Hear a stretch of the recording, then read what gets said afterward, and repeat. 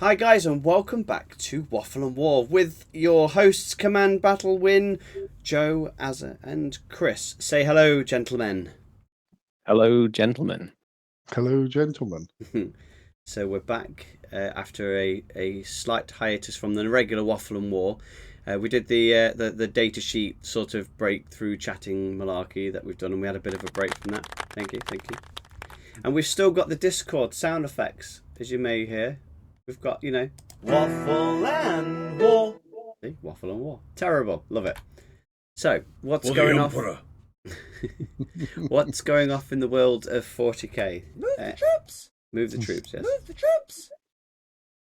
Any news? Anybody want to chirp up on anything that they may have purchased or waiting for delivery, or anything that they've seen that thought, this might be mildly interesting for people to listen to? Well, first things first, the most important news of the day.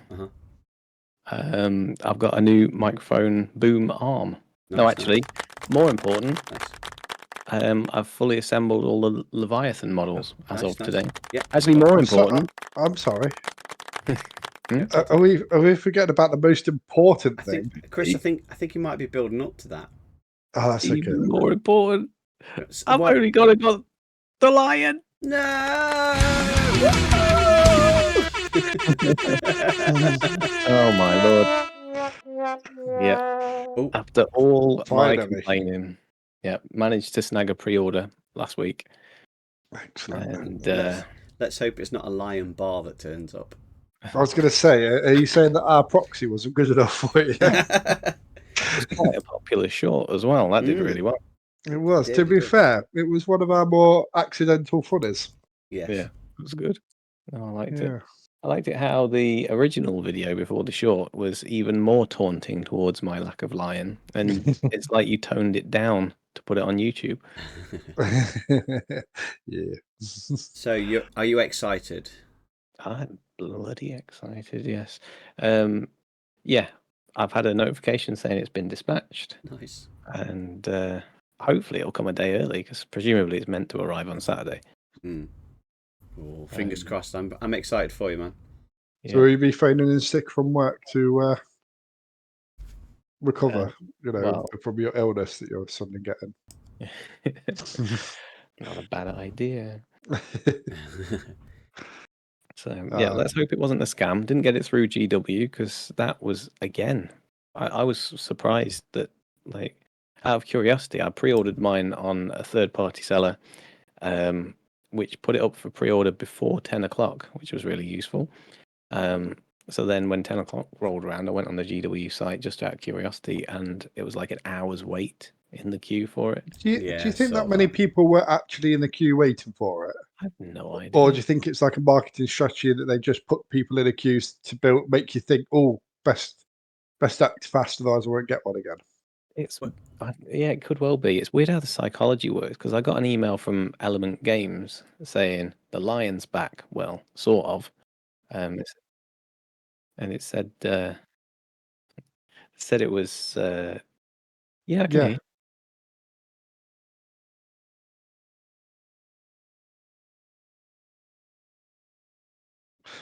you. Well, we heard was unmuted. Yeah. And then you've just completely and utterly ruined Azza's flow there, Joe. I'm very sorry. I think it might have muted it on the wrong bit of software. I do apologise. Sorry. All right, wait. Hey guys, and welcome to Waffle and War with me, Azza, and Chris. Hi. Oh, I get it, because I didn't mute myself in Discord. I muted myself on the recording software, so people at home wouldn't have been able to hear me, but you guys did. Interesting. Okay, great to hear. Azza, back to your story. But hold up, if you muted us on the recording software, did you mute everyone? No, just me, because I can control my microphone. You guys are coming through as desktop audio. Okay. Yeah, okay. I can't pick up. Right. Discord doesn't pick up through OBS. Not even Streamlabs, it's normal OBS. Anyway, sorry. Let's start up again. Let's go back in time.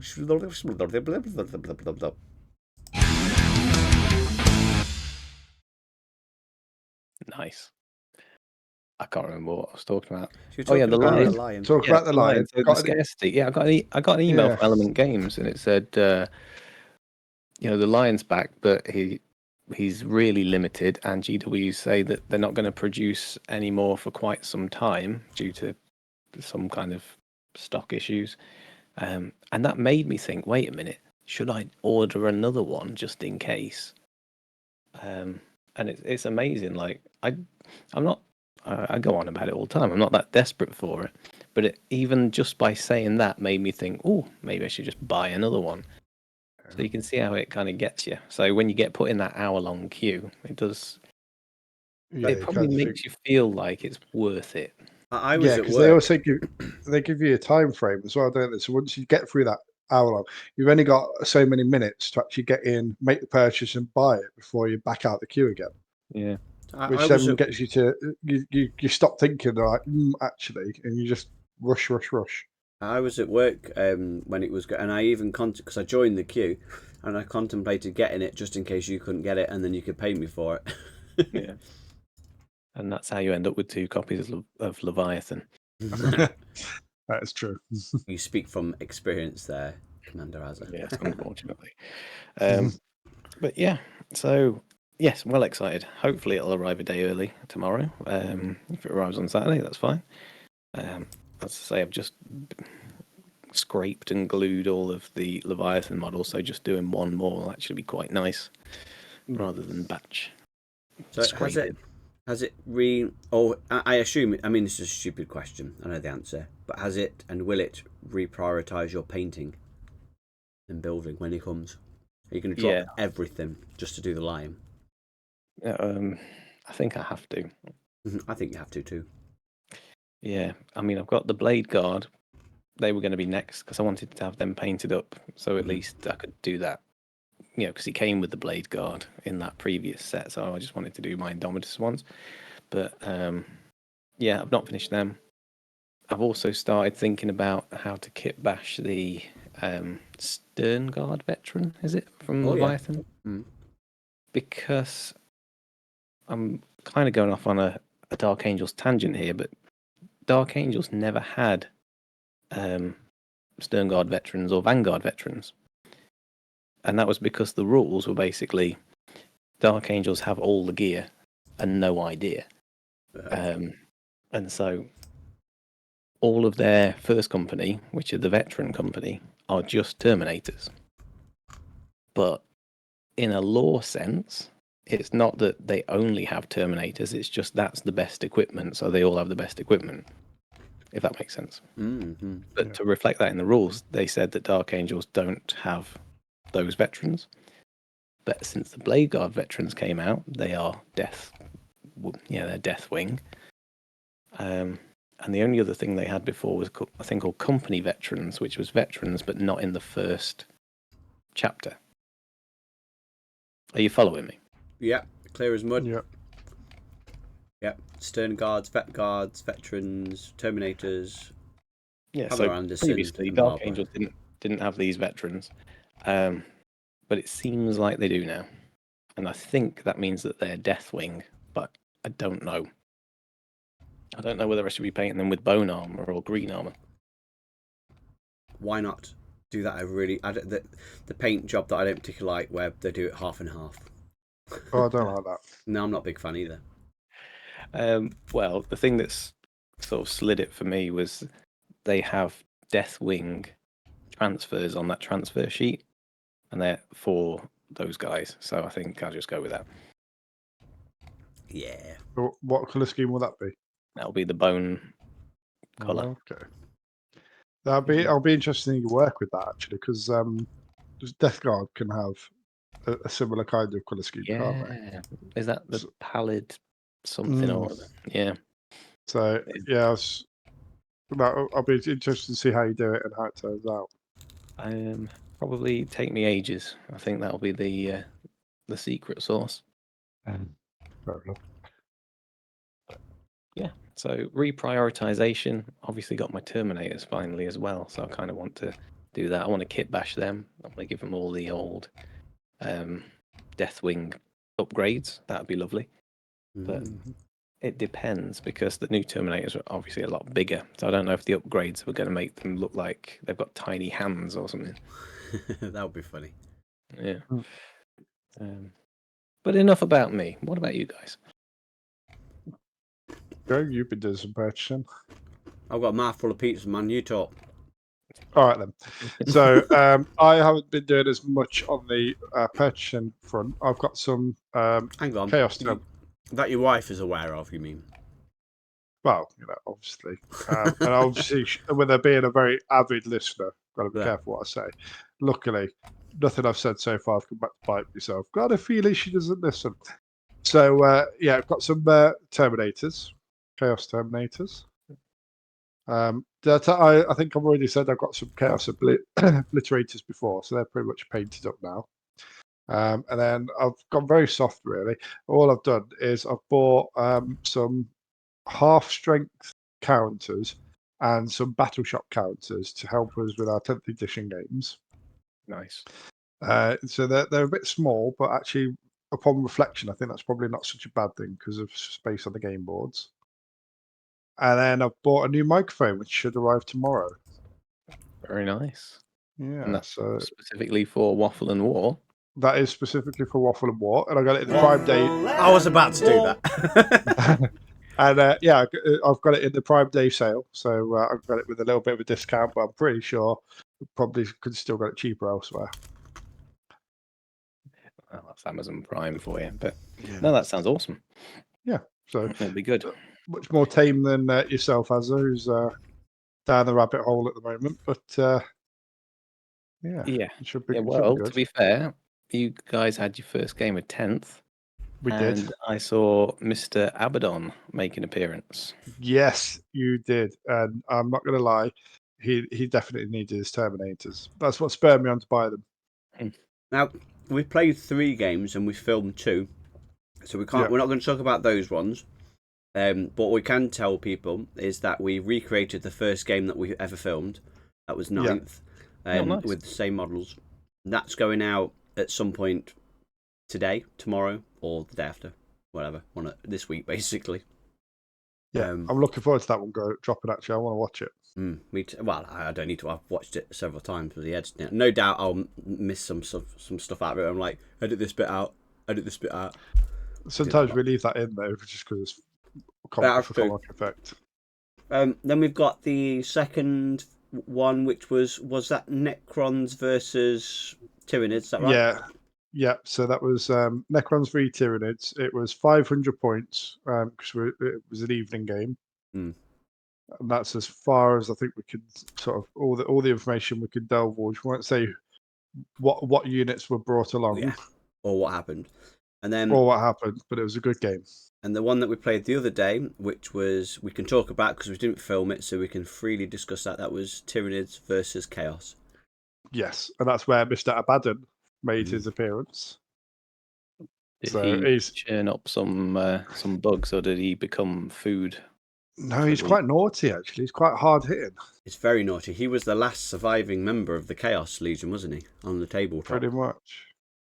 Yeah, so he was he went with a unit of chainsword legionaries and was giving them 4+ invulnerable saves. If it was to go with Chaos, not Chaos, Chaos. If it was to go with the Terminators, which I'm going to paint it up very soon, then they all get 4+ invulnerable save anyway. So then I'd probably put him down to reroll hit rolls. I think it's either hit rolls or wound rolls. One of them he can reroll. So I think that would be quite hard hitting. They're deep striking in.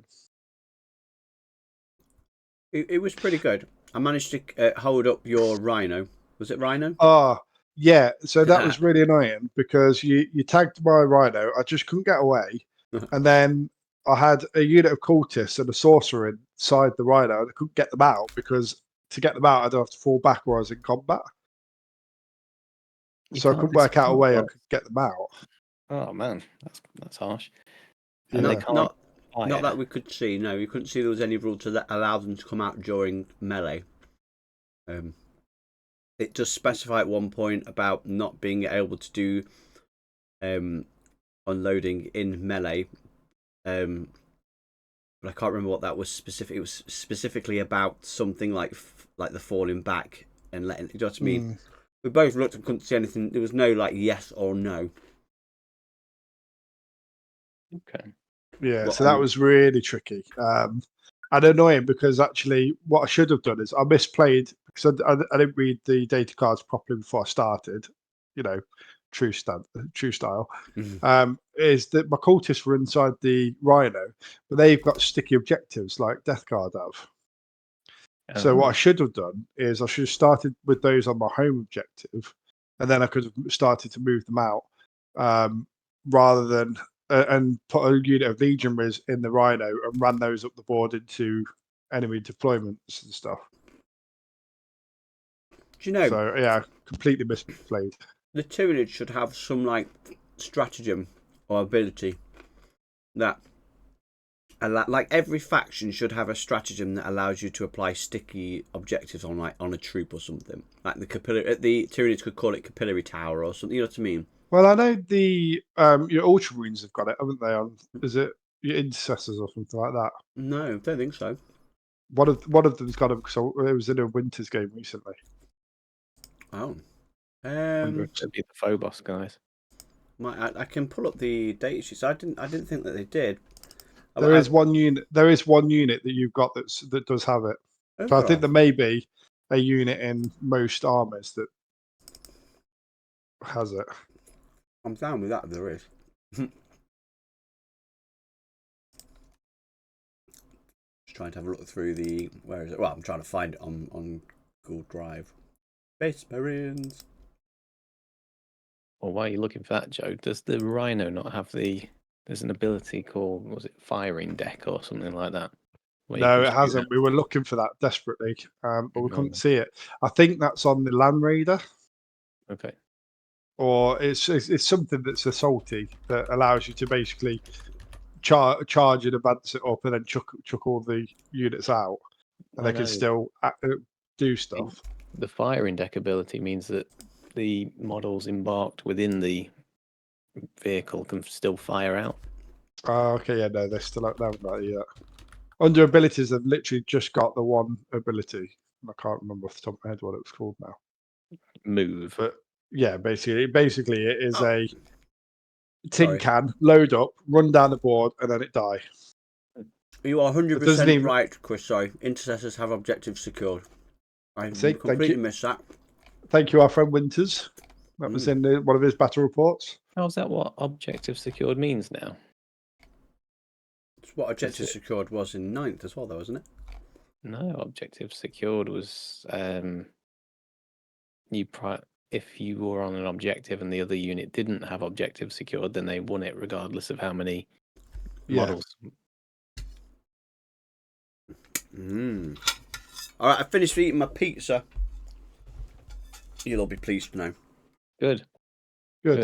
He's back in the room.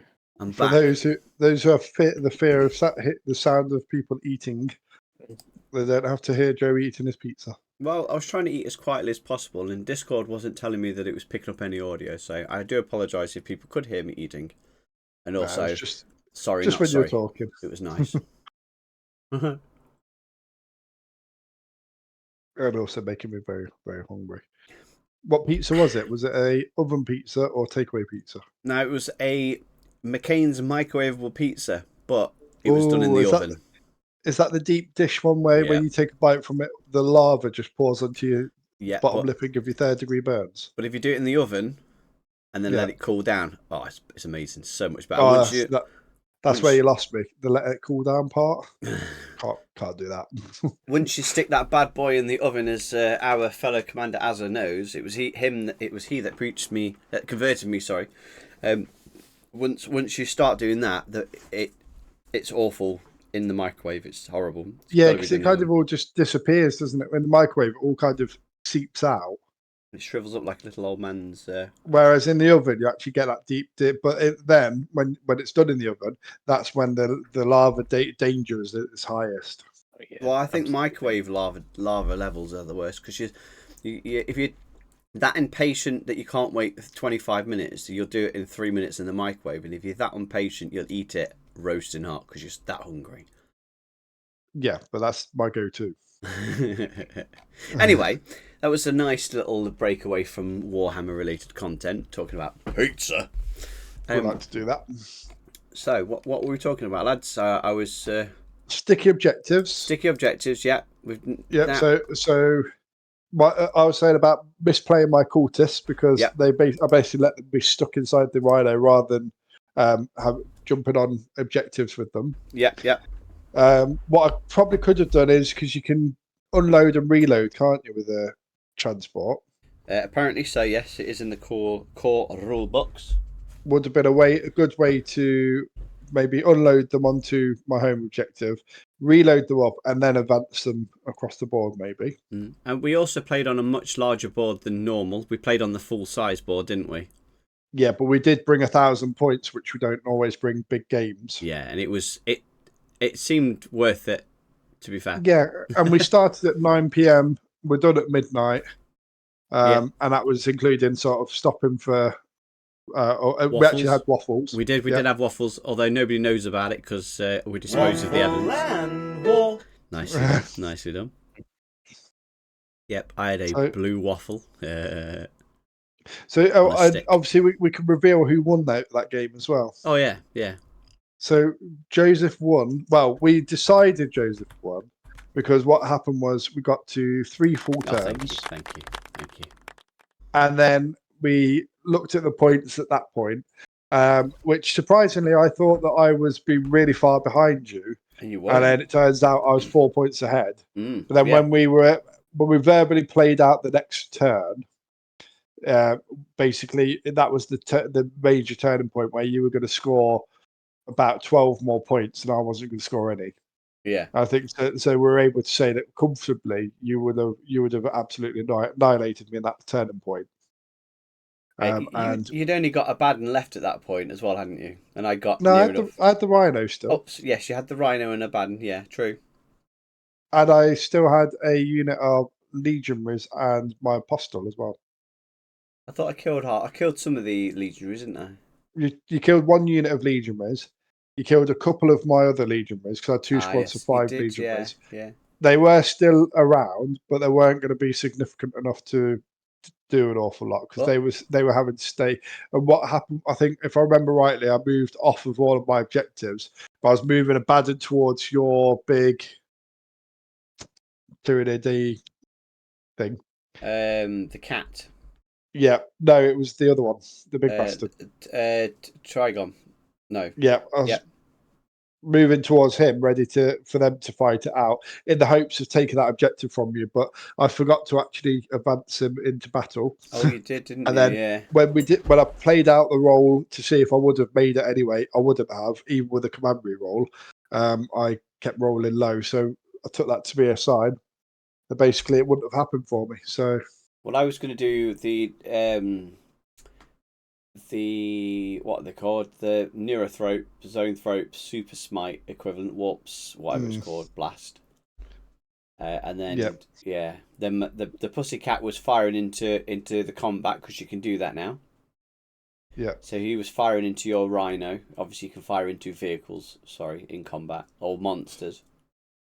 Although the Rhino is tough now because It didn't take. I think he took 2 wounds, got 1 wound back at the start of the next phase, so he was only down 1 wound. Yeah. So it is pretty damn impressive. Would have been interesting to see which way the dice gods would have allowed the dice to go to see what actually happened. But like you said, points wise, they more than likely would have, because I got my secondary. I would have achieved my secondary on the second turn. Oh, sorry, on that fifth turn, wasn't it? We'd done 3 turns, so 4th, and then on the 4th turn you would have achieved it. But then again, you could have actually used one of your Gambit cards and scored 30 points if you had managed to translocate Abaddon, or you know what I mean. However, it was pushing midnight, and we were tired. We have to take into account that we are working full time, raising families, and sometimes we can't, and we're getting on. And we can't take a late night in our stride anymore. Or you could just turn around and say, "For the Emperor, I will finish this game." And you know what? Let's just say kit and carry on playing. Yeah, unfortunately, I'm too old for that. Says the youngest member of the team. Yeah, but age is how you feel, and I feel 90. You're only as old as the person that you feel. Up. I feel like there's some rude jokes to be made there, but I'm not going to because don't want to get cancelled. Anyway, back to Waffle and War. I wasn't too sure with the sound effects, so I just sort of went a bit silly. Yeah, that's good. Silly works. Yeah, definitely.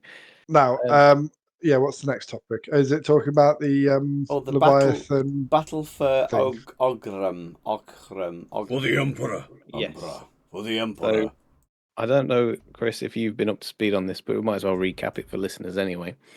Games Workshop in the Leviathan box have a tiny little leaflet that says, go on our website and you can fill in a little poll or whatever where you have if you have a battle using the Leviathan set with 10th edition rules, record who's won, and they'll have this global sort of database which will record how many games the Tyranids have won and how many Space Marines have won.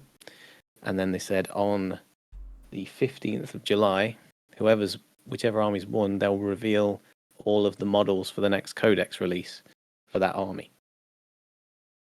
Ooh. So is this an honor system where people have to just tell the truth, or do you have to prove it? Is it? Well, you get a code on that little leaflet, so you have to have a Leviathan box set in order to submit it, I think. But you could make it up, as far as I'm aware, because the other thing. So if the Games Workshop PR team want it to go a certain way. Yeah, absolutely. The other thing is, if you enter, you win the chance of winning all of the winning models for that codex that's being. Interesting. I should have entered. Yeah, I didn't enter. You've still got time, haven't you? No, it closed last week, I think, and it's been announced that the reveals show on Saturday. The main thing I was more sort of astounded by was how many people have actually received Leviathan, painted it up, and had a game. I've literally spent the entire week of my evenings just building them. I've not even sprayed any yet. I've not even done that. I've not even built them. They're still in the box. Yeah. We are so efficient. if I'm really honest, really honest, I'm fed up of seeing the models because like everybody had them. They were all over Instagram. They were all over Reddit. They were all over YouTube. Everywhere you looked, Warhammer related, it was just like, we've got this. And it's just like, oh, I'm bored now of seeing it. Yeah. How many times did you see the same? Yeah. Same models painted in the same style or slightly different colours. Yeah. It would have been more impressive because I've not yet seen really like anyone others may have, but I've not seen like, oh look, I've done Blood Angel, turn them into Blood Angels or Dark Angels. It's just Ultramarines and Tyranids. Go on, sorry. I was going to say the Games Workshop have done quite a few showcases of different colours. Like out here, for example, on the 6th of July, our favourite Leviathan Space Marines painted by the wider Warhammer community. So they have done them in the different factions, and they've done a little bit of kit bashing. One example, though, isn't it? I've never seen a full army of how they're not a full army. Dark Angels or High Fleet Behemoth or whatever they are. Yeah. There's a total of 5 pictures there. I think 1, 2, 3, 4, 5, 6. Sorry. So, Azza, are you with your Tyranids? Are you going to give them like a green scheme, colour scheme? Oh, now you're asking, aren't you? Well, so last time you got a little bit excited at the idea of the chameleon paint, the green chameleon paint. You just whack on and just done. Yeah, I'm a fickle person. I've realised because my first thought was I wanted bright green shells with black skin. Oh, that'd look pretty cool, and I still do think that'd look cool. And then I went more towards the color shift paint, which might be easier, less edge highlighting and all the rest. That would be nice. And now I'm kind of thinking even less effort might be just all black, like the xenomorphs from Aliens. Oh. You can get Because- this. You can get the xenomorph, like the petrol sort of paint, the black paint that's got a hint of blue and purple to it, and a little bit of Yeah. green. I don't know what I'd do with like claws and guns and stuff because it couldn't all be black. But I think that'd look more menacing on the tabletop. I've seen some people do green shells with sort of white skin, like they do. So basically, a green version of High Fleet Leviathan, and it just looks too cheery. They look quite nice, if you know what I mean. They look good, but Cute. they don't look mean. What about black with green claws and green teeth and green guns? I think that would look like Dark Angel's green would look really good.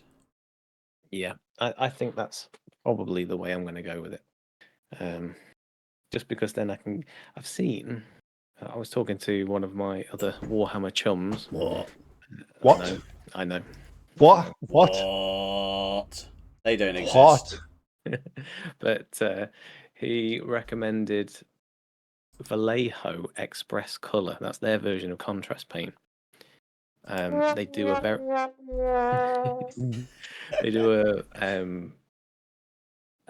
what do they call it? It's Speed paint, isn't it? It's called Express Color. But their black it's orchid black or something like that, and it's a very purpley black. Mm. And I think if I could just splodge that all over the whole army, that'd look quite good and be quite quick. Now, are you going in with the Tyranid mindset, with the same mindset that you had with your orcs? Because you're like, dead easy, contrast, speed paint, whack 'em done. I'll be done like by next Tuesday. That was my orc attitude, wasn't it? And then I just spent even longer. Well, in my defense, orcs are quite detailed. They have lots of straps and guns and little trinkets and like earrings with bullets on and stuff like that. So that the base painting took longer, and yes, I didn't like the way the contrast paint pooled on the orc skin. I wanted the orc skin to look quite specific. I have learned my lesson there, and I think, well, we'll see. We'll see.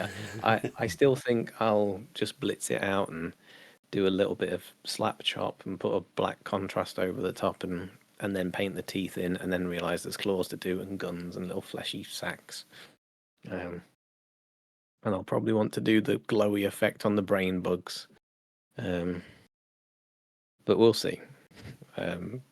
I'm still optimistic that it'll be quicker than my other things, but I'm getting the Lion. I'm getting quite excited about the Terminators and kit bashing the veterans to make them look more Dark Angels. So you have them with the hooded heads and the wings with helmets on. Sorry, the helmets with wings on, and all that kind of good stuff. And on top of that, I really want to get some of my orc stuff done. I want to paint Gas Skull so we can have more 1v1s.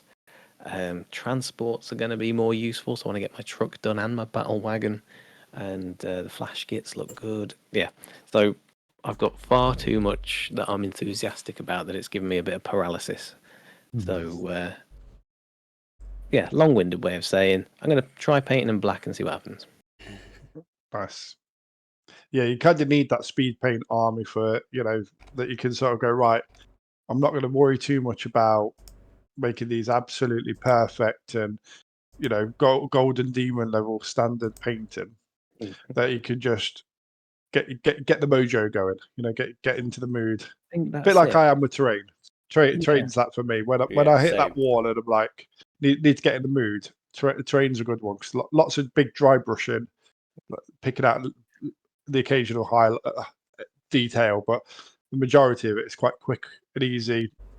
Turn your brain off, and you get that ticked off the list, and then you think, great, I'm productive, and then it spurs you on to continue. Yeah. All right. Anything else that you want to discuss in the Waffle and War? Because we've reached our 30 minutes. Well, we're 34 minutes.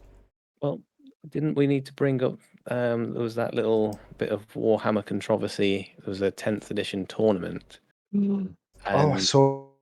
And apparently, the gentleman that was it's just at the centre of the controversy had some suspicious dice. His dice rolls were always going very well, apparently, when they were rolling to see who goes first. That's first turn or whatever. Joe, Yes. was this you with your ultramarine dice? No, I made on the video that you sent about that. I made I can't remember his name now. I made a comment about that, basically saying that with the ultramarine dice and with the Forge World ones, because even to this day, even now when I roll them, they roll a lot of high sixes. They do. I mean, we make in our videos a lot of jokes about having loaded dice. So this is our moment to say we do not have, to our knowledge, we do not have any loaded dice. And if they are loaded, then they're straight from Games Workshop. So someone in the tournament, he was rolling some sixes on a lot of the who goes first rolls. I think so, yeah. Someone had basically said, "Hang on a minute, that's suspicious. Let me look at your dice." He's all like, "No, you can't look at my dice." The officials come over. They're like, "We'll go test them." If that was me, I'd be like, I must have the luck virus. He disappeared. He then tried to get out of it by saying that he's not going to. Basically, you don't chase my dice. Check on my dice, but I'll just take the loss, which is very suspicious. And That's then not suspicious at all, is it? And then very quickly man. disappeared off to the toilet. Came back and went, "I haven't even got any dice. What are you talking about?" Because they were loaded and heavy. When he tried to flush them down the toilet, they hadn't flushed. They just sunk to the bottom, and someone had taken a picture of them. Hilarious. And they'd even it was 2 dice. One was loaded at 6, and one was loaded at 1. Which I think is the idea is you can switch them out. Then and go, "No, look, I'll test it. See, I didn't roll a 6." So funny. Surely the opposite of a loaded dice is not a loaded dice, though. Why would you want one that rolls ones all the time? So well, if you need to pass something, but if someone says, "Oh, you've got a loaded dice, you keep rolling a 6," and you go, "No, it's not loaded. Look," swap it out discreetly, and then you roll that one, and it doesn't roll a 6. It would be less suspicious if you loaded it to like a 5, though. Surely. Well, the dude that's on the video says that it's quite common for people to have a 6, a 1, and a 2, and then when they get called out and loaded dice, they roll those 3 dice and go, "Look, there's a 1 and a 2, so they're not loaded, are they?" I'm very lucky at rolling a 6. Yeah, I think what I heard, one of the players that he was playing against was very keen to try and prove that he was being suspicious, and obviously his responses were ringing more alarm bells. And I think he said, "All right, I'll go and get some salt or something," because they wanted to float them in some water, because apparently that means that they'll float with the loaded sight face down, if you know what I mean, and they'll consistently do that. And whilst he was going out to get some salt, that's when the gentleman went to the toilet and tried to flush them, but they didn't flush. Very suspicious. Very. So yeah, there are cheats out there in the world. It's ridiculous, isn't it? I mean, surely they should learn that cheating is a lot easier. All you have to do is apply Joe's method, and that's interpretation of rules. No, offhand rolling. A little bit of offhand rolling. Offhand rolling. Who needs a loaded dice when you've got an offhand roll? For the Emperor. Hey, so in other news, we've purchased some upgrades to our filming abilities. The only reason why I've just remembered because I'm looking at the instructions of the gimbal here right now. Yes, you two have bought some gimbal gumballs. Yeah, Gimbals. nice 3-axis gimbal from the Amazon Prime Day sales. Actually, we didn't buy them. It was an accident, wasn't it? With you, it was an owl. For me, it was, what was it? A pigeon? It sounds like a chicken. Yeah, that was a nice, elaborate story to say that it wasn't our fault. What? Mine's the truth. Yes, that's right. Yes. Yeah, I always say that I left my window open. An owl flies in, lands on the mouse. The mouse accidentally clicks by it now. That bloody mouse. Great. Bloody coincidence. I know. But yeah, so looking forward to using these axes. I was put off by them originally because I thought they were designed in order to stay perfectly level, like horizontal. But these ones, you can set it to a certain position and it can follow where you're going, which is awesome. And so you can angle it down. The main reason I didn't like it being perfectly horizontal is because we're always stood above the game board and we're always angling the camera angle down. So If you had a gimbal that didn't do that, that'd be a waste of time. Yeah, it's good. It's good that you can adjust the angle on the fly as well as you're recording. I quite like that. Yeah, there's different modes which I've barely had time to experiment with, but the concept of follow, I didn't realize was that it will sort of realize that you are moving in a certain direction and then sort of smoothly transition to where you're facing next. So if you turn following off, it locks it in place, if you know what I mean. Okay. Yeah, because I know that they've got the 600 auto inception, which is like the weird camera inception filming. It will spin it round 600 degrees. Yeah. I really like that. I don't know how useful that will be for our filming, but it does make things that aren't quite that exciting seem a lot more exciting. Yeah. Mm. Have you tried? Sorry. I was going to say, especially if you put a bit of over the top. Yeah. Have you tried the sport mode? I don't know what that does. No, but it also has that little tripod thing on the bottom, and then you can make it follow you around the room. It tracks faces. Oh wow, that's cool. It's pretty creepy, isn't it? Really. It's great. I don't know battery wise whether it'll be any good, but you can charge your phone off it as well because it's like acts as a little power bank. Yeah. We're kind of doing an advert for this now. Anyway, let's stop talking about it like that. So it's going to be good. It's going to hopefully stop people feeling sick from watching our videos. Although I have noticed in the later videos we calm down a lot and we're more conscientious about our movement and how we're filming. So, but we should reduce the amount of shaky camera that we get. Yeah, not going to feel like you're in Cloverfield. Yeah, I want to get a handle for it. I don't know if you noticed, as there's a handle on the side of it that you can put. And I chucked away all of my like extra camera stuff that I use for the DLSR that I bought for filming with like stability and stuff.